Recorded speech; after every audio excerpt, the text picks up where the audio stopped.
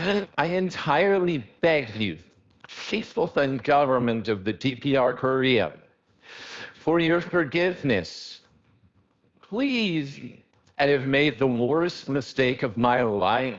This is Otto Warmbier, an American college student and tourist whose trip to North Korea turned into an actual nightmare. In 2016, he was sentenced to 15 years of hard labor in a North Korean prison camp for a seemingly innocent crime that many believe he didn't even commit. After his sentencing, all communication with the outside world was cut off. As tensions between North Korea and the United States continued to rise, it's believed Otto was used as a bargaining chip. The US was able to secure Otto's return after he'd been held in North Korea for over a year. But when he came back, he was a completely different person. He was put in a brain-dead condition from torture. It was horrendous. According to his parents, his arms and legs were totally deformed, and it looked like someone had taken a pair of pliers and rearranged his bottom teeth. Unfortunately, Otto died less than a week after being returned home to his family. North Korea refused to take responsibility, blaming Otto's death on a severe reaction to a sleeping pill. But the US pushed back, claiming his death was caused by severe beatings and torture at the hands of the North Korean government. We'll dive into what he allegedly did, but given North Korea's history of human rights violations, it's no surprise he was treated so poorly.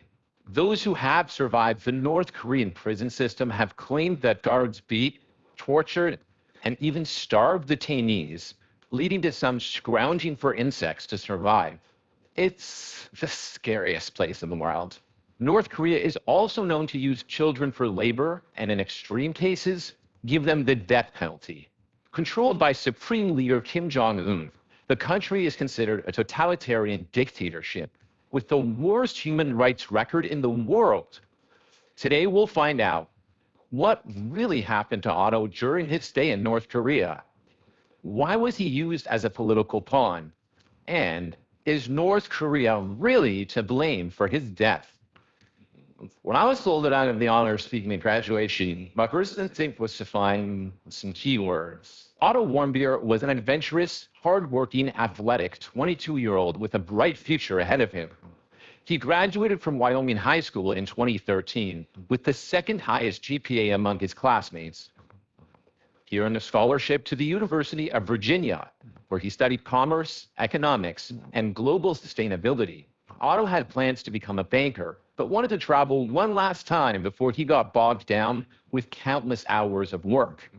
Otto was no stranger to exploring foreign countries and was fascinated by their cultural differences.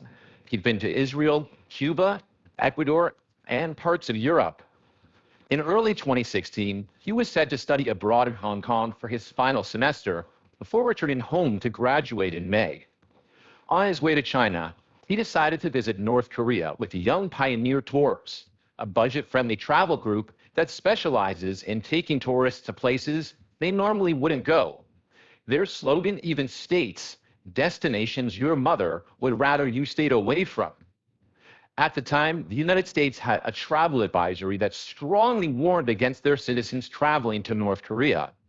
Still, the tour group claimed the trip was safe, even for US citizens. For Otto, it was a no-brainer. He signed up for a 5-day, 4-night New Year's party tour. Things started off light and fun for Otto and his tour mates. There weren't any red flags. Well, except for one offhand remark. Otto's new friends gave him the nickname Imperial Enemy as a way to poke fun at his American citizenship. He was one of just 2 Americans on the trip, which included Canadians, Australians, and Europeans. All in all, the group of newfound friends grew quite fond of each other. And this is the last known footage of Otto before he would experience the greatest horrors of his life. Later that day, they celebrated New Year's Eve at a bar before joining thousands of North Koreans in Pyongyang's main square. The tourists returned to their hotel, with some opting to continue drinking, while Otto's roommate for the duration of the trip, Danny Grattan, decided to check out the hotel's bowling alley. All in all, it was a successful New Year's Eve. On January 2nd, 2016, the group was set to head home. They made their way through security, with Otto and his roommate Danny being the last two in line. As the pair waited to get cleared to board the plane, suddenly, two soldiers escorted Otto to another room. Yeah, simply at the top on the shoulder, so God took him away. And I sort of laughingly said to him, "Oh, that's the last we'll ever see of you." And because we got on so well, Otto turned around and just chuckled at me. There was great irony in those words. So why exactly was Otto detained? Looking back, I definitely think that there was a plan, and he was a part of it. As the plane was about to leave the terminal, without Otto on board, an official announced that he had been taken to the hospital because he was very sick. 2 months after being detained, it was finally revealed why he was arrested. North Korea accused Otto of trying to steal a propaganda poster from a restricted area at his hotel. On February 29, 2016, during a recorded press conference, Otto calmly confessed to the crime. He was seen reading directly from a prepared statement. Many people, his parents included, strongly believed he was being forced to confess. On the early morning of January 1st, 2016, I committed my crime. 2 weeks after the press conference, the North Korean Supreme Court sentenced Otto to 15 years of imprisonment and hard labor. Now you're probably thinking, 15 years of prison for stealing a poster? Seems kind of harsh. Well, in North Korea, damaging or stealing anything that mentions or shows the North Korean leader is considered a serious crime. Still, as more information regarding that night was revealed, the facts weren't adding up.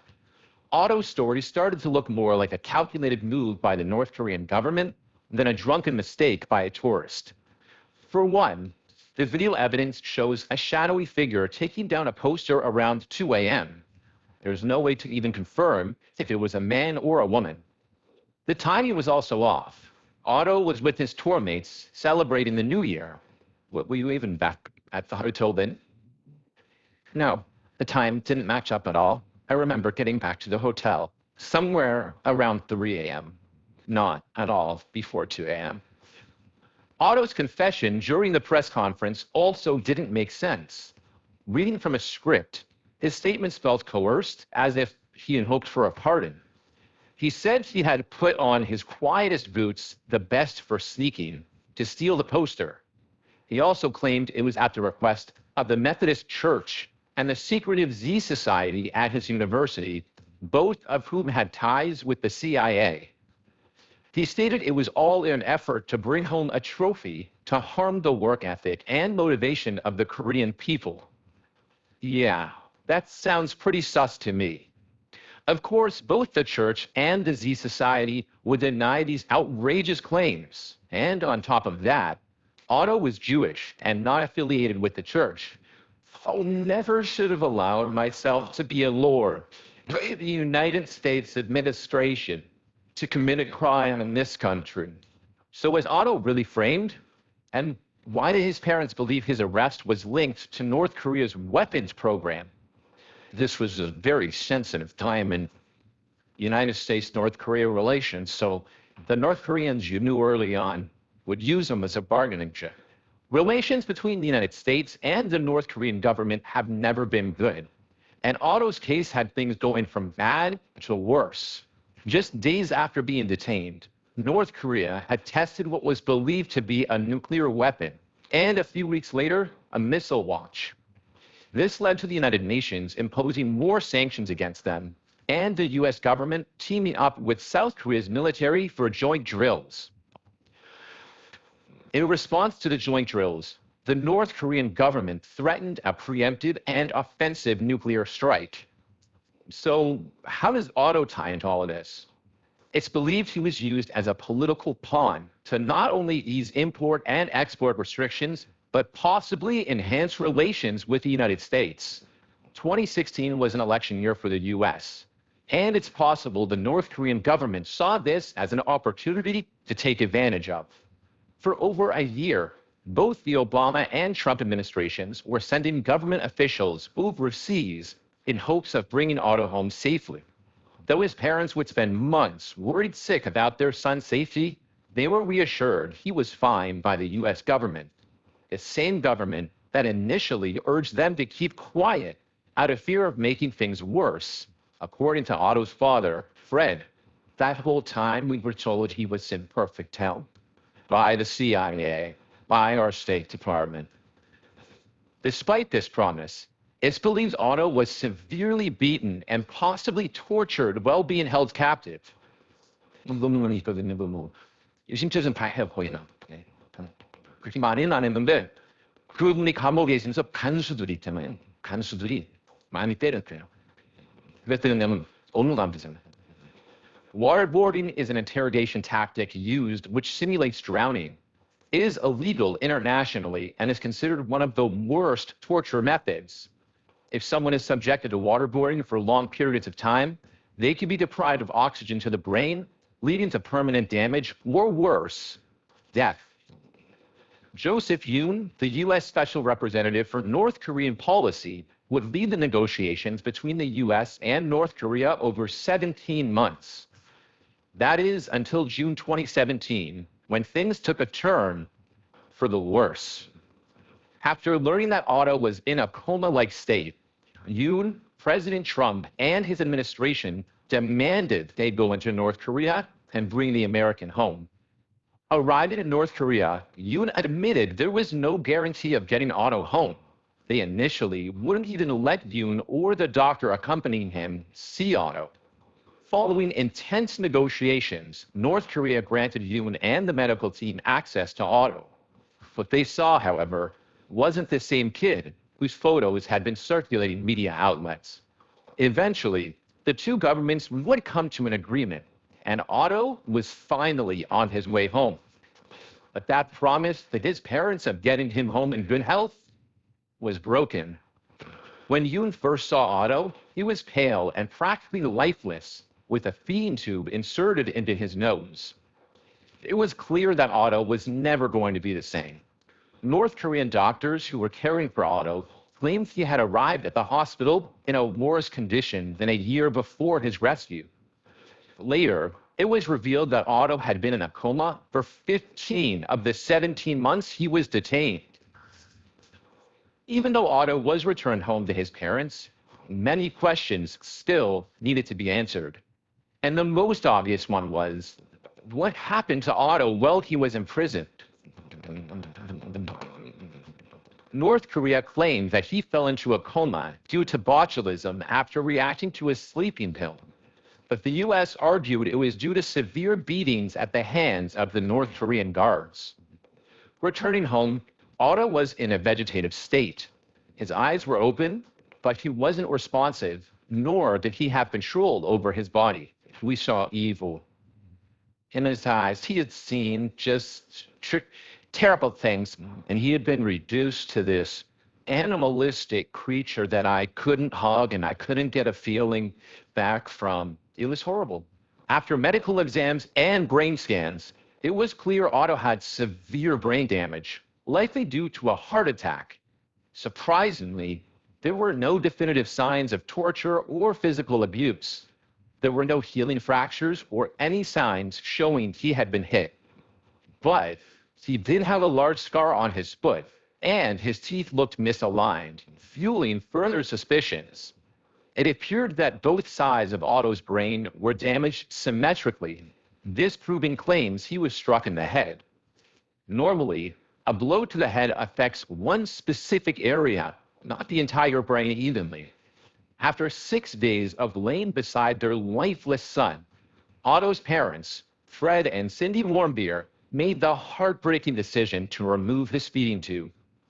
Otto Warmbier officially passed away on June 19, 2017.